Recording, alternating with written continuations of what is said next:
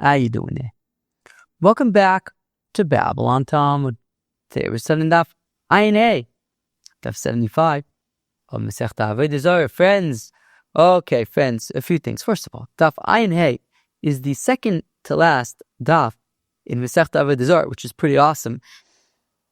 Also, this is the second Daf I'm recording today because, as you know, my voice was shtickle schwach this week, and I wasn't able to record on Monday because my voice was too schwach. So it's the second one I'm recording today. The thing is, it's what time is it? It's 7:30 at night, and at night my voice tends to be a lot more challenging. So I'm a little bit nervous. Hopefully I'll get through it, which would be good because it's hard to get caught back up when you fall behind. So, anyways, Chevra, just send me good vibes, all right? You gonna do that? I think we can do it. Hopefully we can do it. I got a glass of water over here. Hopefully it'll be all right. Chevra, today's daf, we are in the final stretch of Masechta Avodah Zarah. The final stretch of Masechta Avodah Zarah, and we started yesterday learning about. So we started kind of shifting into this like Kashering kind of thing. We're like learning about Kashering now. We're learning about Yain Nesek forever, and now we're like learning about like Kashering. Yesterday we started talking about what wine presses. Like if you have a wine press from over Kneegoove, how do you make it suitable for kosher wine? And then so the first part of today's daf, we wrap that up. We wrap up the discussion of Kneegoove, and then on the second part of today's daf, on Daf Ayin Amud Beis, we get up to the final Mishnah of Masechta Avodah Zarah, where we actually start talking about like kashering utensils, like Erev Pesach, they have the big Hagolas Kalim. So we're going to start learning about that. So Chevra, I'm sure it's going to be a fascinating Daf Ayin of Masechta Avodah Zarah. Join me. Givaldig. Okay, we are going to begin on Daf Ayin Daled Amud Beis, 4 lines from the bottom. Bame Minagvon. Oh, so how does Kneegoove taka work, okay? We were talking about Kneegoove yesterday. What is Kneegoove?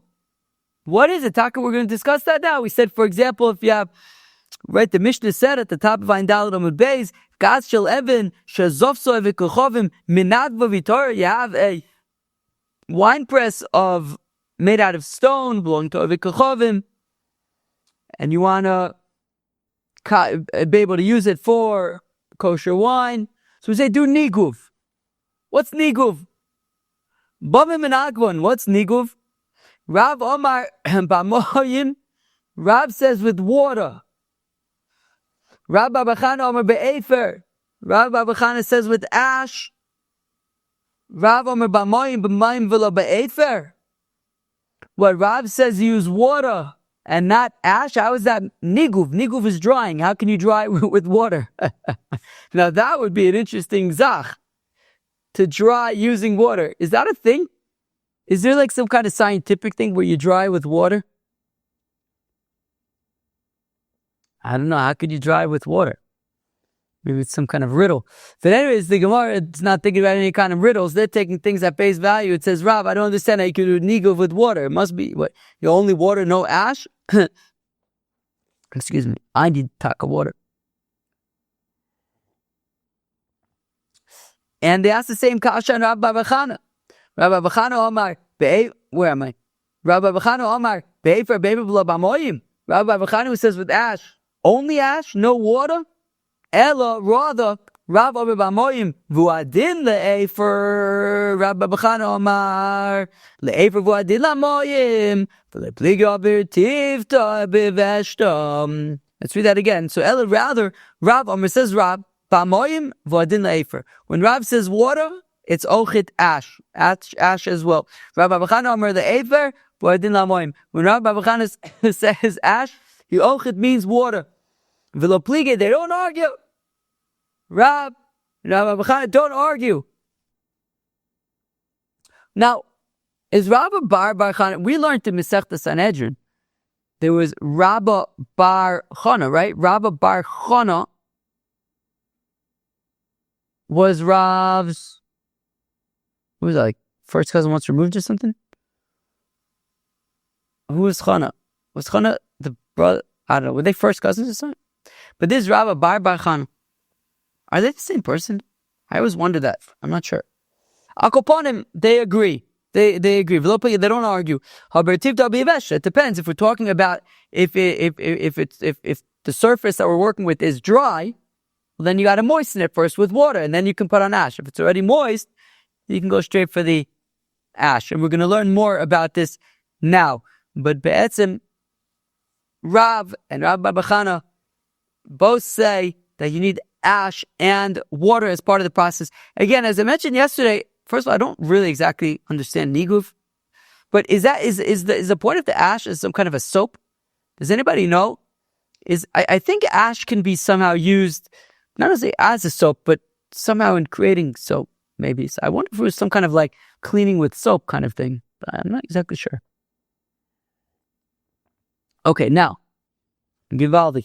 So it says the Gemara, Itmar, it was stated, Beirab Mishmei de Rav Amrei Tarte Tlos Shmuel Omar Tlos Arboe Besur Masnu Ochi Bepombiza Masnu Beirav Amrei Mishmei de Rav Tlos Arboe Shmuel Omar Arboe Chomish Voplige Mai Kochoshev Mai Basori Mai Lo Kochoshev Mai Basori.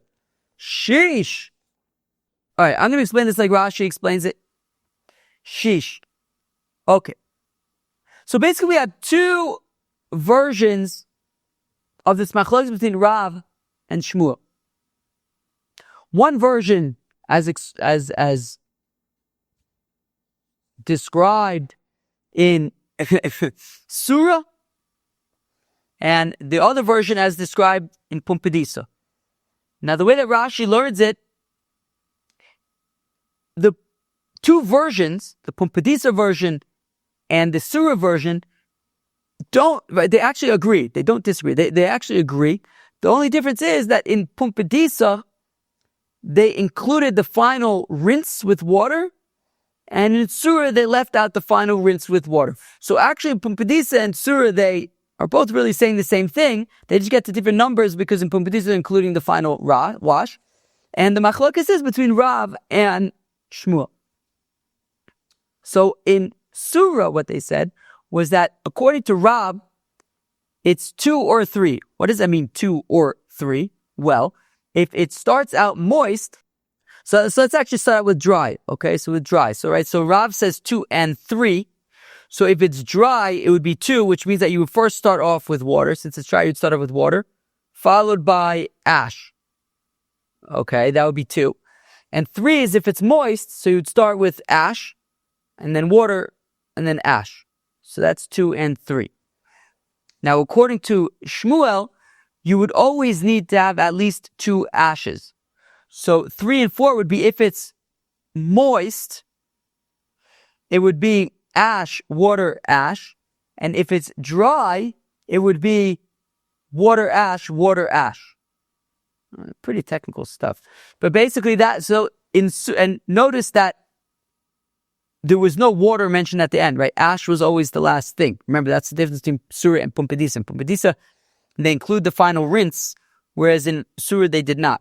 Okay, so again, in Surah, the machlokas is, Rav says 2 or 3, Shmuel says 3 or 4. So the 2 and 3, according to Rav, is that if it's dry, so it is water and then ash. If it's moist, then it's ash, water, ash, right? And in both cases, ash is at the end. And Shmuel also, you always need at least 2 ashes. So if it's moist, it's ash, water, ash. And if it's dry, it's water, ash, water, ash. Again, in all scenarios, they ended with the ash. Now, in Pumbedisa, it's basically the same thing, just that they include the final water. Okay, so according to Rab, it's 3 and 4. According to Shmuel, it's 4 and 5. Meaning, according to Rab, when it is dry, it would be, so the 3 and 4 are when it's dry, it would be water, ash, water. When it's moist, it would be ash, water, that's 3 and 4. According to Shmuel, when it's dry, ash, water. And when it's moist, it would be ash, water. Then when it's dry, it would be ash, water. Okay, and if it was moist, it would be, No, wait, if it's dry, it would be water, ash, water, ash, water. Sorry, I don't know what it's a little tricky, but right, Shmuel would say in Pobedisa, the 4 would be when it's moist, it would be ash, water, and when it's dry, it would be water, ash, water. Sheesh. Okay. Anyways, very, very technical. But what's the point here? The point is that Kneegoove is a combination of water and ash, and it would be different based on if it starts off dry or if it starts off moist. Rav and Shmuel, and also between Surah and Pumbedisa. Again, extremely technical stuff, but okay. So let's read it inside. So Idmar was stated by Rav, in the best mention of Rav, Mishmei the Rav, in the name of Rav Amri, they said, Tarte Tzlas, 2 or 3. The 2, again, if it's dry, it would be water, ash. If it's moist, it would be ash, water, ash. Shmuel says 3 or 4. Again, when it's moist, it would be ash, water, ash. If it's dry, it would be water, ash, water, ash. Besur masnu achi, that's how they taught it in Surah, but Pumbedisa masnu. In Pumbedisa, they taught Beirav, Amri, Mishmei Rav, they sent him a Rav in the name of Rav, Tlas Arboy, 3 or 4, and that is if it was dry, it would be water, ash, water. If it was moist, it would be ash, water, water. And in according to Shmuel Amar Arboy Chamesh, and Shmuel says 4 and 5. If it was right, the 4 would be if it was moist, it would be ash, water, and the 5 would be if it's dry, it would be water, ash, water. That in Surah they did not include the final rinse with water, but Bedisa they did include the final rinse with water. They asked Rab Abo, what about the Gurne Darmai? No, Gurge, right? Gurge Darmai Mai. Who could tell me about the Gurge Darmai? If you remember, we had the other week a beamed wine press. The other week we had a beamed wine press. I had a photo of it the other week. It was basically, get out of here. It was basically, some kind of wine press. Basically, it had these boards on it. You put the water, you put the grapes in, and there are boards, and you like turn this screw basically, and it presses the boards. Then put pressure on the grapes and squeeze out the grapes, and then around the grapes there were these slats, and the juice would go through the slats into the basin that the juice would be collected in. So now those slats are what we're talking about. So bo mine mervavo, they asked Babo, hane gurge daramoi mai. What's the dealio with the gurge daramai, with those slats? How can they be purified? Right, if they were from a non-kosher wine press, how could they be used for kosher wine? Omayle Rababo, so Babo, Amalahu, Rababo, so Rababo responds to them. Tanisua, we learn in a Braise. Haresha Yugitav Uveis Badov Tmein, if a person's wine press and olive press were Tomei, Uvigesh Lasezim Vatayre, and he wanted to use them purely, Hadapin Va'adoshim Va'alulavin, the boards, I guess, that you press the grapes with, and I think this is the basin and the palm fran thingies, I think. Madichon, you rinse them, you wash them. V'akolin shanetzarim, these are the gorges that we're talking about, these slats. V'shal bitzbutz and bitzbutz. Minagvon, you do Kneegoove. V'shal shifa, v'shal gemi, and these are like particularly absorbent materials. Miyashnon, yud beis chodesh. You have to leave them out for 12 months. Rav Shimon Gamliel Omer, manichon migas legas. Rav Shimon Gamliel says you can leave them from pressing season to pressing season. Mibad lebad, right, from wine press season to wine press season, from olive press season to olive press season. Hainu Tanakama, is Rav Shimon Gamliel not saying the same thing as the Tanakama? It's an annual thing. Well, the difference is that the Tanakama says 12 months. That's an objective amount. Rav Shimon Gamliel says from basically season to season, which sometimes the season is earlier, sometimes it's later, sometimes it'll be less than 12 months, sometimes more than 12 months. Yossi Omer says, the tyrant miyad, and if a person wants to purify these things immediately. It doesn't want to wait 12 months. Mag'ilam beroschen. You could boil them in boiling water. Or choltum b'meizesim, or scald them in olive water. You can put it under a pipe whose water is flowing, or in a stream whose waters are flowing, maybe powerfully. For how long? Ona, for an ona. We're going to explain what that is in a minute. And just like they said by Yenesech, so they said by Tyrus, by making things tahor. What do you mean? This same way they say by Yenesech, they say by making things tahor. We're talking about making things tahor. No, fakert. Like they said by making things tahor, they said this Avodah Zarah, they said the same thing by Yenesech. How long is this ona that we said that we have to leave it under the flowing water or whatever? Either day or night.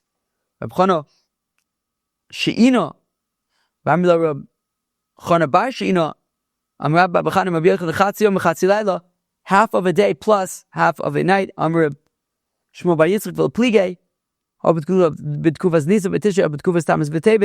Right, we had two, right, the question is, what's this ona thing? So one option was either a full day or a full night. The other option was half of a day plus half of a night. And it's the same thing. It depends. If we're talking about the fall and the spring, where the days and nights are roughly equal, so then either for a whole day or a whole night. But if we're talking about the summer or the winter, where the days and nights are lopsided, well then half a day plus half a night. Amrav Yehuda, these Aramean sediment sacks. Demazia, if they're made out of hair, I think human hair, madichan, just rinse them. The amra, of wool, menagvon, you do Kneegoove. The chitana, if linen, I think that's linen, miyashnon, you have to age them. The ika kitre, and if there are knots, shari, unknot them. Excuse me. Sharilu, unknot them. Okay. Hani dikule vichalosa darmoi. This, I don't really remember what those are. Dikule, vichalosa, kaveris. These are different types of sieves. Dechite, where am I? Vichalosa darmoi. Dechite bechavle detsure. Wait, what? I don't even remember what this stuff is. Wait, I have the article. I'm going to look this up quickly. Where are we? Okay. Now. Okay. What was this? Okay. These basket-like sieves and beehive-shaped sieves of an Aramean, if they are sewn, if they're sewn with ropes of palm fibers, madichon, one washes them. Tzavsa lenagvan, if they're ropes of tzavsa, great, one does Kneegoove. The chitana miyashnan, if they're linen, then you age them for 12 months. V'yizbu kitre sharilu, and if there are knots, you have to undo the knots. Great. Itmar, we say that Ama Oretz Shoshet Yoda Legas. Okay, if you have an Ama Oretz who sticks his hand into a wine press, causing trouble over here, and he touches. Now there's wine and there's juice in the wine press, and now he touches a cluster of grapes. So Amar Shoshet Yoda Legas V'Naga Be'Eshkolis. He touched a cluster of grapes. Rebbe V'Rabchia Machlekes Rebbe V'Rabchia Chad Omar Eshkov Chol Svivos Tmein. So one opinion is that the cluster that was touched is of course going to be tamei. The point is, the Ama'aret seems to have a status of an avatuma. I didn't know that. Okay, so it's status of an avatuma, and therefore it makes the cluster tamei, and any clusters surrounding that cluster. So the cluster he touches is going to become a rishon. Any clusters surrounding it are going to be a sheni, but then it ends there. And the rest of the wine press is tahor. The other opinion is that the entire wine press is tamei. According to the opinion who says that the cluster and all the surrounding clusters are tamei, but the rest of the wine press is tor. Why is this any different than that which we learn in a Mishnah? Sheretz shenimtza berichaim, a sheretz, a rodent that is found in a olive press. Eino mitame ela makom mago. Only touch it. It only makes tamei the place where it touched. But if there's oil around, well then malich akol. There's oil around hakol tamei. Well then everything is tamei. No, so why are we saying by the olive press everything is tamei, and by the wine press only the cluster and its surrounding clusters are tamei? Hasam lo mafsik v'lomidi. Well, there by the olive press, there's nothing interrupting anything. But over here, the other clusters are interrupting. So meaning, over here, you're touching the cluster, and I guess between the cluster that you touched and the rest of the wine in the wine press, there's these other clusters, and they create some kind of a separation, and they kind of absorb the blows, so to speak. So you touch the cluster, and that cluster becomes tummy, and the surrounding ones become tummy, but it ends there. But in the wine press where everything's tummy, I guess you were just touching the oil, and like all the oil was just all connected, and everything becomes tummy, I guess.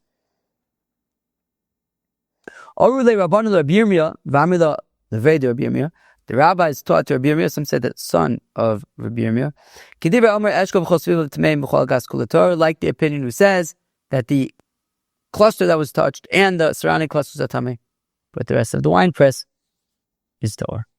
Okay, and now we get to the final Mishnah of Masechta Avodah Zarah, which talks about kashering utensils, which is interesting. So it says the Mishnah, somebody who purchases vessels, I imagine this is like silverware and things like that, from an oved kochavim, pots. So if it's just used with like cold stuff, you don't cook with it. Okay, so just make sure it's clean and then just put it in the mikveh, and then that's all you have to do. Lehagil, but if it was used for cooking with, let's say, a pot that has like, you would cook soups and pork and stuff, yagil, so you have to do hagala. You have to purge it in boiling water. Lilabin ba'or, yilabin ba'or. If it would normally be exposed to fire, so you have to expose it to fire. Ashfud ba'askal milabnon ba'or. For example, a skewer or a grill, so to kasher it, you would have to expose it to fire. You have to do libun. You have to expose it to fire. Hasakin, when it comes to a knife, shafa vi tahora, scrape it, and it is tahora. The Gemara is going to talk about under what circumstances can merely scraping it be enough. Now, it says the Gemara, Tana v'chulan tzrichin tvila, barboyim soya. Okay, now in all scenarios, you would have to do tvila. You would have to put in the mikvah, right? So like, let's say the skewer, you have to do libun. Okay, and then after you do libun, it would still have to go to the mikvah. Which is interesting, because as Tosfos points out, this is not, right? Like, for example, in the second class Tosfos, it says in the third line, it's interesting. This mikvah that we require for vessels and stuff, it's not because of tumah. I imagine this means like, when we buy new stuff and take it to the mikvah, the kelim mikvah, it's not because of tumah. Right? It sounds like because, I imagine when we take it to the kelim mikvah, it's based on this Mishnah, right? We said, when you buy brand new vessels from the store, so you have to bring it to the mikvah. And this mikvah is not because of tumah entire. Rather, says the pasuk, right? So they all have to go to the mikvah. Rava says, because the pasuk says, okay, v'taher, and you also have to bring it to the mikvah, right? So by Midjan, right, the vessels that the Yidden captured after fighting Midjan. So it says, and we've been learning about this because of no sintam, right? No sintam. We talked about Ben Yomo. We'll talk about it more tomorrow. Ben Yomo. Maybe we'll even get today. It depends how far we get. I wasn't planning to get that far, but anyways, we've been talking about it, right? We have to be concerned. Maybe they used it to cook non-kosher food, but it's called davar she'yovu b'esh taviu b'esh. So when the pasuk says over there that anything that would have been exposed to fire, so re-expose it to fire to kasher, kibolo kach polto. I don't think that we learned about that yet. I think we'll learn about that tomorrow. That the way that it absorbs is the way that you expel it. But even so, it still needs to go to the mikveh. So those are two separate things. The fact that they may have cooked pork in it, and you want to get rid of the pork, so therefore you expose it to heat, that's to get rid of the pork. But you still have to bring it to the mikveh because and taher, right? Anything that was exposed to fire, kosher through fire, but vitaher, and additionally, additionally you have to bring it to the mikveh. By kapar, that same pasuk, that very same pasuk says, I'm reading the pasuk, Tavir Beish V'Toyer, Ach B'mei Nido, Yischata B'chol Asher, Yovu Beish Tavir B'Mayim, Lo Yovu Beish Tavir B'Mayim.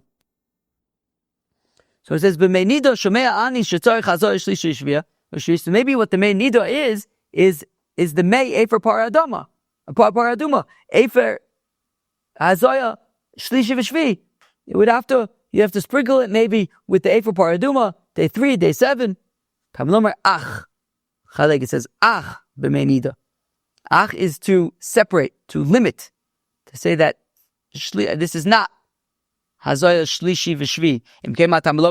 Okay, so then what's mei nida? Ma'im shenida tovel boy. Naviomer aboim soy. It means the water that in nida goes to the mikveh in to become tahor, i.e. a mikveh, 40 sa'ah. So we have two sources for teaching that these vessels have to go to the mikveh even after Hagala or Libun.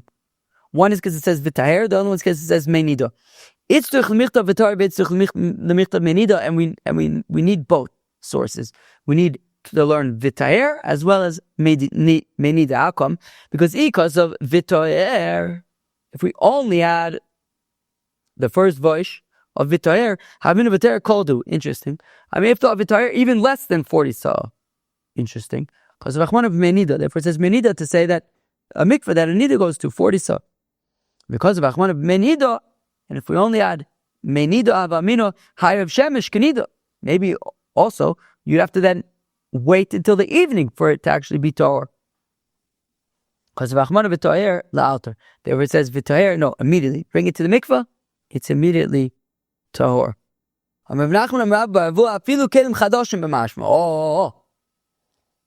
Says Rav Nachman that even new vessels that have been used for anything need to go to the mikveh. As we all know, we buy new stuff. Not me, but we buy new stuff, take it to the mikveh. Whenever I get new stuff, they just sit there. I haven't taken anything to the mikveh probably in years. When people get me stuff, it just sits there. Because I don't care. Like I have freaking cups. I have what I need. The mikveh is literally 2 minutes from my house. The mikveh is a 2-minute walk from my house. I pass by it all the time, and yet I never want to make a special trip to the mikveh. I don't know why. I don't know, why should I go if I really don't care? All right. Where are we? Even new stuff needs to go to the mikveh. Because after all, old vessels that you do libun to, they're as good as new. And yet we're saying they still have to go to the mikveh. So even new stuff goes to the mikveh. Maskefla, Rav Sheshes, Yochi, Afilu Zuza de Sarbla. What about fabric scissors? They have to bring fabric scissors? If we're talking about just new stuff, it needs to go to the mikveh, even though it was never used for anything else. Or maybe fabric scissors, take it to the mikveh. Maybe anything you use just needs to go to the mikveh. Amar Le, or maybe Amar Le. Klei Suda, I mean, parsha. Yeah, but we're talking about food vessels, not fabric vessels. The Shanu Ela Bilikuchin It's talking about when you purchase them, right? Or for example, right, by midyan, we didn't quite purchase them, but we were taking them forever, taking ownership of them. Aval shulin lo, but if they're borrowed, then you wouldn't have to take them to the mikvah. If it's borrowed, interesting. So if you're borrowing from Am Haaretz, you wouldn't have to take it to the mikvah. Okay, fine. If it's borrowed from Ovik Chom, you would not have to take it to the mikvah. You'd have to make sure it's kosher. You'd have to, agala or whatever. But Yitzchak by Yosef Zavan Mana de Marda Ovik Chom. Yitzchak by Yosef purchased a vessel made out of like dung or so, like or some kind of dung. Was he eating from that? And with Savar Bila, he thought that to bring it to the mikvah. Amalei Umer Rabban of Rabbi Yaakov Shmei. Rabbi Yaakov told him they did him partially meaning to Rabbi Yochanan that is explained to me from Rabbi Yochanan. Klematechos Amur B'Pashu. We're talking about metal vessels, not dung vessels. Amar Vashi says Vashi Ane Klei Zchuches glass vessels. Hol Vechi Nishtabu Yeshlen Takona. Since if they break, they can be fixed. You I guess melt them down and remake them. Therefore, they're like metal vessels, and they also need to go to the mikvah. Kunya. When it comes to kunya, what's that? Oh, kunya was like earthenware that is covered in like lead, in like metal. So to go based on the earthenware, because earthenware doesn't go to the mikvah. So do we say, is it like the earthenware or is it like the metal? So whenever we have machlokes of Ach and Ravina, who's lenient? Ravina. One of them says it's like tchilaso, the original vessel, which is earthenware, which would not have to go to the mikveh. The other opinion is that it's like the final implementation, which is that it's covered in metal. The halacha is that it goes based on the end where it's covered in metal and it would have to go to the mikveh. What if an Ovik Chom leaves a collateral with the Yid? If the Yid is allowed to use it, so then would the Yid have to bring it to the mikveh? Says Mar Ravashi that my father in Ovik Chom had a collateral with him, a silver cup, and he put it dipped in the mikveh. And then drink from it. But I don't know if my father did that because he figured that a collateral is like a purchase, and just like when you purchase something, you have to put it in the mikveh, you have to bring it to the mikveh. So also same with this collateral. Or because my father recognized that the Ovik Chom wasn't planning to pick it up anytime soon, and if it was in this particular case, because it was going to be with him for long term, that's why he brought it to the mikveh. So he says he doesn't know why. Clever, that was Daf Ayin Hey. Sorry that I'm all stuffy, but every day I'm getting a little better, which is great. I was able to record now at 8. It's 8 p.m. now, and my voice is still okay, so that's a positive thing. But Clever, that was Daf 75 of Masechta Avodah Zarah, the second to last Daf of Masechta Avodah Zarah. And Daf 75 of Masechta Avodah Zarah, we learned about Kneegoove, about drying utensils. I'm still not exactly clear, like, do we do this like nowadays? I don't know, but it's some kind of form of like water and ash. Is it some kind of cleaning process? Soap? I don't really quite understand, but we learned all about Kneegoove. And then we got into Kashering stuff, which we will continue to discuss tomorrow. And we talked about when you purchase vessels from Ovik Chom. First of all, we said even if they're brand new, you have to bring it to the mikveh. If the vessels were only used with cold stuff, so then just rinsing them, bringing them to the mikveh is fine. If they were used for hot stuff, then you'd have to do agala. You'd have to boil water. We're going to learn more about it tomorrow, but you would like use boiling water in order to release whatever was absorbed in the vessel. Then you would still have to take it to the mikveh afterwards. And if it was used on fire, something like a skewer or grills, so then you would do libun. You would remove any ulcer flavors with fire, and then you would bring it to the mikveh. We had learned, as I mentioned, that it applies even to brand new vessels. As we know, we take things to the mikveh. We said that it would not apply to borrowed vessel. So if one borrows a vessel from an Avik Kuchavim, it would not have to go to the mikveh. You have to make sure it's kosher, but it would not have to go to the mikveh. And that was Daf Ayin Hey on Masechta Avodah Zarah. I'll catch you tomorrow where we will wrap up Masechta Avodah Zarah. Cheers.